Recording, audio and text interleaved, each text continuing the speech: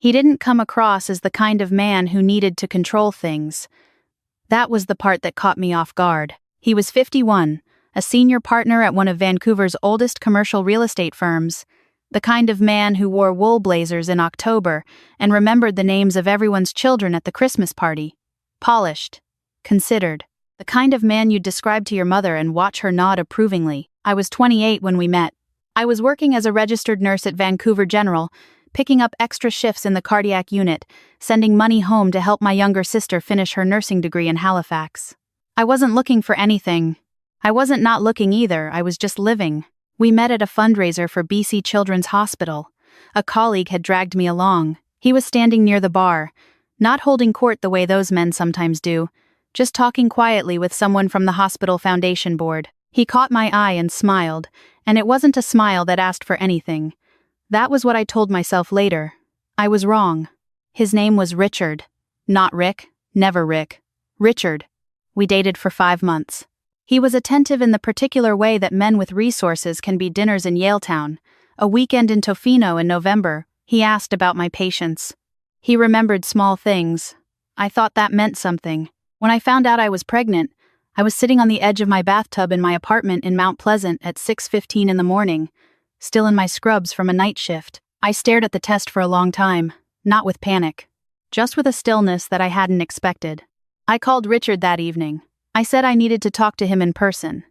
He said of course, and he came over, and he sat on my couch with his coat still on, and I told him. He was quiet for a moment. Then he said, "How sure are you?" I told him I was certain. 2 tests, both positive. He nodded slowly, the way he nodded in meetings when someone had said something he needed a moment to process. Then he said he'd need a few days to think. I told him to take the time he needed. He called me 4 days later. He didn't come over. He called. He said he cared about me very much, and that what we had shared had been meaningful to him, and that he hoped I understood that at this stage of his life, he was not in a position to take on the responsibilities of a new family. He had 2 adult sons from his first marriage. He was settled. He had worked very hard to get to where he was. I listened to all of it. When he finished, I said, "Okay." He sounded relieved. He said he wanted to be supportive. He said he knew this was hard. I said I was keeping the baby. There was a pause on the line. Then he said he understood, and that he would like to speak with me again soon, in person, about what that might look like going forward. I said fine. We ended the call. I didn't hear from him for 11 days. What I heard from instead was a voicemail from a woman who introduced herself as Diane, Richard's mother. Her voice was warm in a way that felt carefully rehearsed. She said she understood I was in a difficult situation and that the family would very much like to meet with me, at my convenience, to discuss what might be a mutually beneficial arrangement. I called back. I agreed to meet. We met at a private dining room in a restaurant in Cole Harbour. Richard was there. So was Diane. So was a man named Jeffrey, who was introduced to me as a family associate. Though I understood within about 4 minutes that Jeffrey was a lawyer, the room had fresh flowers on the table. Someone had ordered sparkling water. Diane asked about my nursing work. She said it must be so demanding and so meaningful. She reached across the table at one point and patted my hand. Then Jeffrey slid a folder across to me. He explained, in the tone of a man reading aloud from a document he had drafted himself, that the family was prepared to offer a one-time settlement of $350,000, disbursed in 2 tranches, in exchange for my agreement to terminate the pregnancy and to sign a non-disclosure agreement regarding the nature of my relationship with Richard. $350,000. I looked at Richard. He was looking at the table. I looked at Diane. She was looking at me with an expression that I think she believed was compassionate. I looked at Jeffrey. I picked up the sparkling water, took a sip, and set it back down. Then I said, "Thank you for the meal," and I stood up and I left. I walked 2 blocks to where I had parked, sat in my car, and called my friend Claire, who had been a family law paralegal before she went back to school. I told her everything. She was quiet for a moment and then she said, "Don't sign anything, don't respond to anything in writing, and call a lawyer tomorrow morning." I called a lawyer the next morning. Her name was Margaret, and she had been practicing family law in British Columbia for 19 years. She had a small office near Broadway and Cambie, and a way of listening that made you feel like every word you said was being filed carefully for later use. I told her everything. About Richard, about the dinner, about Jeffrey and the folder and the $350,000. She listened without interrupting. When I finished, she asked me 2 questions. The first was whether I had signed anything. I said no. The second was whether I was certain about continuing the pregnancy. I said yes. She nodded and said, "Good, then here's what we're going to do." What she explained to me over the next hour shifted something in me. I had walked into her office feeling like someone who had been offered a transaction. I walked out understanding that I was, in fact, the one who held the position of power in this situation, and that Richard's family had made a significant miscalculation by assuming otherwise. In British Columbia, Margaret told me, child support is determined under the federal child support guidelines, and for high-income earners, the court has discretion to award support above the table amounts when the payer's income exceeds the maximum on the federal tables. Richard's income was not a mystery. His firm was publicly registered. His professional earnings were, in the way of senior partners at established commercial firms, substantial. Courts in this province had ordered support in high-income cases that reflected what a child would genuinely have experienced had they been raised within that income bracket. Not symbolic, not punitive. Proportionnel. She also told me something I had not known. In British Columbia, it is possible to establish paternity prenatally through non-invasive prenatal testing. It was not cheap and it was not routine, but it was legally admissible. I did not need to wait. I thought about that for a moment. Then I said, "Let's do it." The testing was done at a private clinic in Burnaby. A blood draw from me, a cheek swab request sent to Richard through official legal channels. His lawyer, not Jeffrey, a different one, a proper family law barrister who I imagined had been contacted in some urgency, sent back a response indicating that his client would cooperate under advisement. The results came back on a Tuesday afternoon. I was at work when Margaret called. I stepped into the break room and she told me the results confirmed paternity. I leaned against the wall next to the coffee machine and breathed. I said, "Okay." She said, "Now we file." The morning the documents were served, I was working a day shift. Margaret's office had engaged a licensed process server. I did not watch it happen. I found out later, from a source I will not identify, that the papers were delivered to Richard at his firm's offices on West Georgia Street, during what had apparently been a scheduled partner meeting. I was changing an IV line at the time. I thought about that. I found it oddly settling. What followed was not fast. Family law in this province is not a television drama. It is documents and disclosures and scheduled appearances and adjournments. It is filling out financial statements and providing pay stubs and waiting for the other side to submit their disclosure, which Richard's team was slow to do, and which Margaret addressed with a pointed letter that resulted in a very quick submission thereafter. Richard's lawyer made several arguments. They suggested the relationship had been casual and of short duration.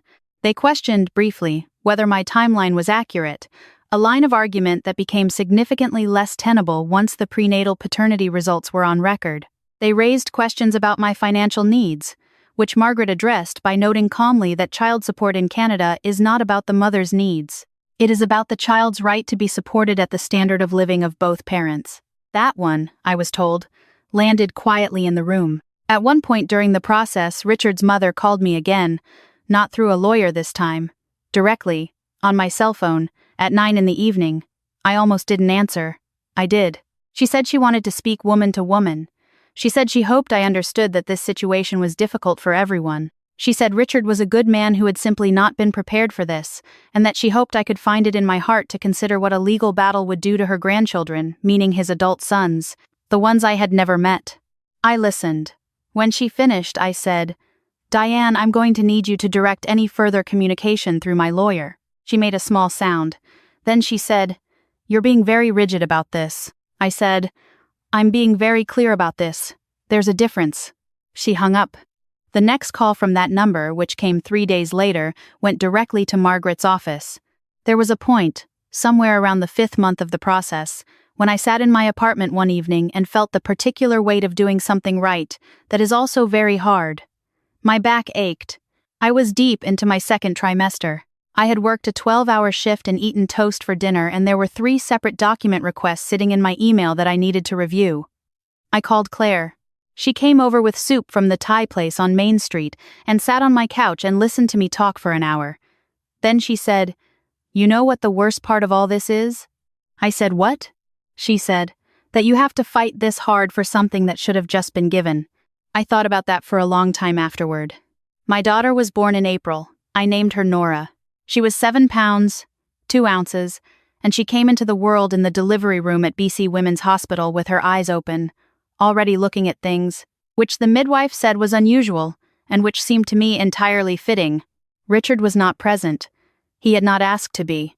The final order was issued 6 weeks after Nora was born. I was sitting in Margaret's office with Nora in a carrier strapped to my chest, which I suspected was not standard for these appointments, but which Margaret had not commented on. She walked me through it.